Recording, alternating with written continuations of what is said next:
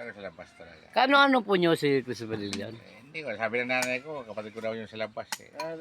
Kaya pala, kamukhang-kamukha nyo po eh. Kasi sabi niya kayo, hanggang nagtira yun ng bigotin niya. Ako hindi. Pag nagtira ko ng bigotin ko talagang, hindi mo ako Christopher Dilion, siguro. Siguro anak ito sa labas.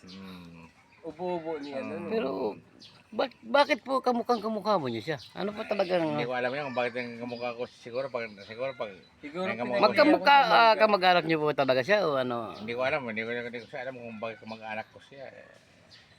Hindi ko na kamag-anak, siguro ikaw lang sabi ng kamag-anak ko yan, pero wala lang kamag-anak na showbiz. Pero po talagang kamukha. Hindi mo na ako maging showbiz na, lokal lang ako dapat. Nagtataka nga po kami sa inyo kasi... Siguro na nga na kimangga. Hello. Ito po, Christopher Dilion. Kitang-kita nyo po. Kamukha. Hindi na maganda sa nila yun. Dapat ako lang ako yan. Kaya kuya din. Pero talagang may ano po yung... Silvia pala. Ay, Batang Quiapo ba yan? Hindi yan Batang Quiapo. Tumuro ako. Lasing lang yan, lasing lang. Parang naging gusto mo din, lasing lang yan. Baka may ano po, may dugo talaga kayong Dilion. Hindi, mga dungong mandirigma. Ang pagkalam ko, ang dungong mandirigma talaga. Ayun po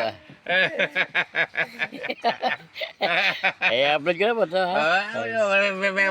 Ayun po, Christopher Dilion ng Bicol Region. Pirang view. Batang Christopher Dilion.